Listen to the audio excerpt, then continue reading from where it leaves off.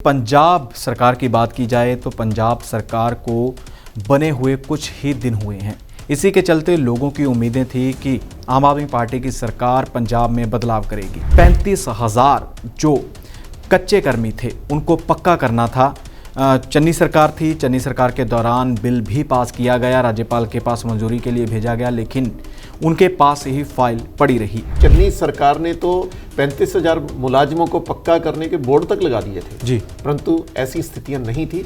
एक और तो बड़े बड़े बयानबाजियां चल रही हैं, दूसरी ओर गारंटियां दी गई थी आम आदमी पार्टी की ओर से। जो अपने ट्रांसपोर्ट मंत्री हैं भुल्लर, तो उन्होंने भी कहा है कि हम बिना परमिट वाली बसों के ऊपर शिकंजा कसेंगे। इसके ऊपर आप वीडियो बनाकर भी सेंड कर सकते हैं, ऑडियो भी सेंड कर सकते हैं। अगर आपको कोई अधिकारी तंग परेशान करता है, आपसे काम करने के बदले रिश्वत मांगता है, पैसे की मांग करता है, तो उसकी आप रिपोर्ट हम तक कर सकते हैं। फिर उन्होंने पंजाबी में कहा था कि मैं जानूं और मेरा काम जाने।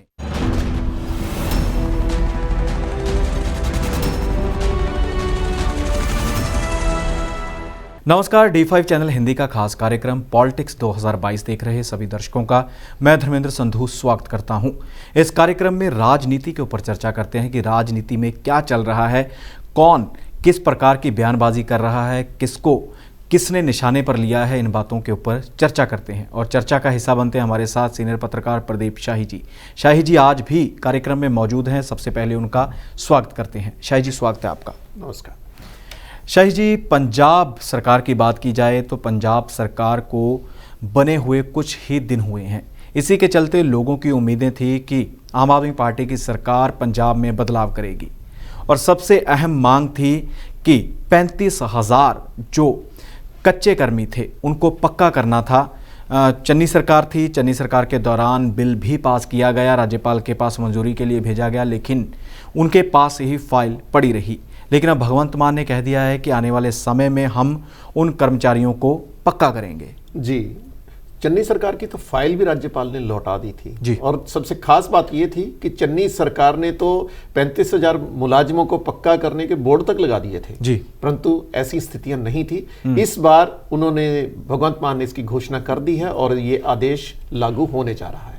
जी, इसके चलते ही भगवंत मान ने और भी बयान दिया है। उनका कहना है कि जो आउटसोर्सिंग व अन्य जो कॉन्ट्रैक्ट बेसिस पर भर्ती होती थी उसको भी हम आने वाले समय में बंद कर देंगे। और शाही जी, साथ ही बात की जाए तो एक आरजी बजट प्रस्तुत किया गया है पंजाब सरकार की ओर से। जी, बिल्कुल सही कहा।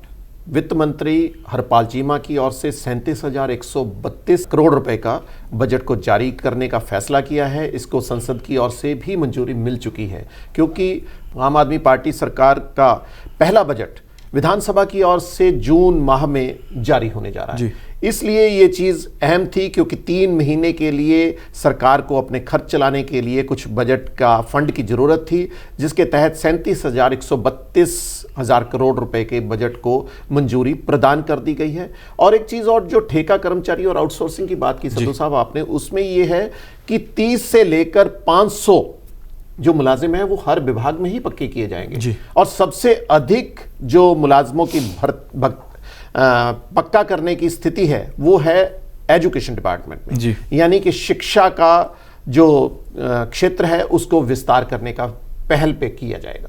जी, और साथ ही बात की जाए अगली खबर की तो अगली खबर भी काफ़ी अहम है। कारण यह है कि एक और तो बड़े बड़े बयानबाजियां चल रही हैं, दूसरी ओर गारंटियां दी गई थी आम आदमी पार्टी की ओर से। और कोयले का संकट पंजाब में बन चुका है और जो बिजली मंत्री हैं हरभजन सिंह ईटीओ, रिटायर्ड हैं वो ईटीओ, उन्होंने कहा है कि 300 यूनिट बिजली हम देंगे, मुफ्त दी जाएगी। अधिकारियों से बातचीत चल रही है।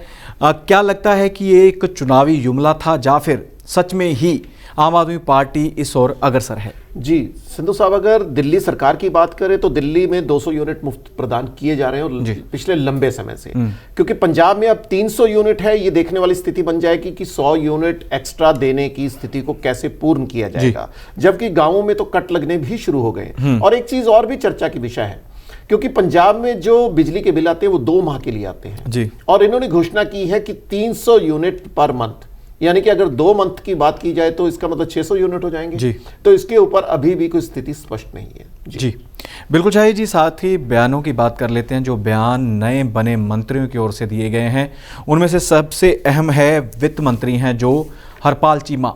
उनका कहना है कि जिस प्रकार से हमने सरकार बनाई है, सरकार इस कोशिश में है कि जल्द से जल्द जो खजाना खाली है उसको भरा जाए, और पहले की जो सरकारें थी वो करप्शन करती थी। जी, इसके साथ ही जो अपने ट्रांसपोर्ट मंत्री हैं भुल्लर, तो उन्होंने भी कहा है कि हम बिना परमिट वाली बसों के ऊपर शिकंजा कसेंगे जी, और महिलाओं को जो मुफ्त सफर था उसको आसानी से प्रदान करने की सहूलियत जारी रहेगी। जी शाही जी, साथ ही जो खाद्य मंत्री हैं उनका कहना है कि आने वाले दिनों में किसानों की फसल, जो गेहूं की फसल है वो मंडी में पहुंच जाएगी, और हम गारंटी देते हैं, हम वादा करते हैं कि किसानों के गेहूं का एक एक दाना उठाया जाएगा। जो ट्रांसपोर्ट मंत्री हैं उनका आपने जिक्र कर दिया है। इसके अलावा हरजोत बैंस हैं, उनका कहना है कि माइनिंग माफिया के ऊपर हम लगाम लगाएंगे, और जो हमारी सरकार है माइनिंग के मामले में 101% तक ईमानदारी के साथ काम करेगी। जबकि ग्रामीण विकास पंचायत मंत्री कुलदीप सिंह धालीवाल का कहना है कि पानी की सप्लाई और डिस्पेंसरियां जो गांवों में हैं उनको बेहतर बनाने का काम निरंतर जारी रखा जाएगा ताकि जनता को अधिक से अधिक सुविधाएं मिल सके।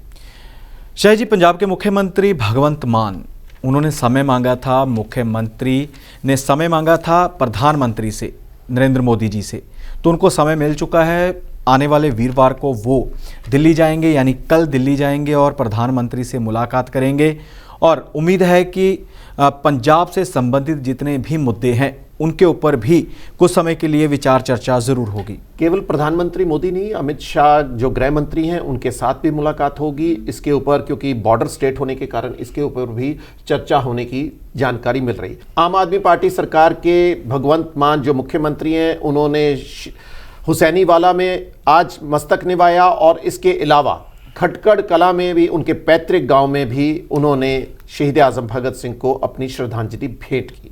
जी, क्योंकि आज वह अपना मोबाइल नंबर जारी कर रहे हैं एंटी करप्शन का। वो देखना होगा कि नंबर जारी होने के बाद क्या स्थितियां रहेंगी और पंजाब में भ्रष्टाचार के ऊपर कैसे और कब लगाम लगना शुरू होगी।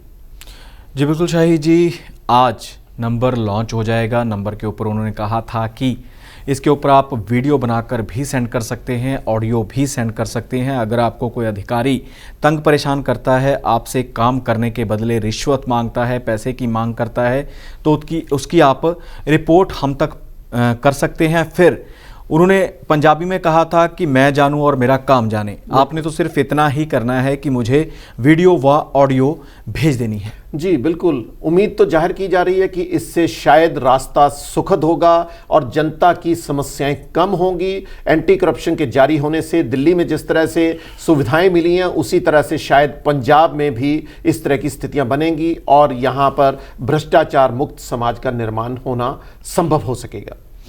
शाही जी, बात करते हैं राजनीतिक दलों के जो नेता होते हैं वो एक दूसरे के ऊपर कटाक्ष करते हैं तो कुछ ना कुछ ऐसा बोल देते हैं जिससे माहौल थोड़ा तनावपूर्ण हो जाता है। तो इसी के चलते संजय राउत हैं, उनका कहना था कि जिन्होंने भारत को बांटा था उसी प्रकार भाजपा रोज़ाना देश को बांट रही है। लेकिन इसकी मिसाल की बात कर दें कि जो ज़मीनी हकीकत है वो कुछ और ही है।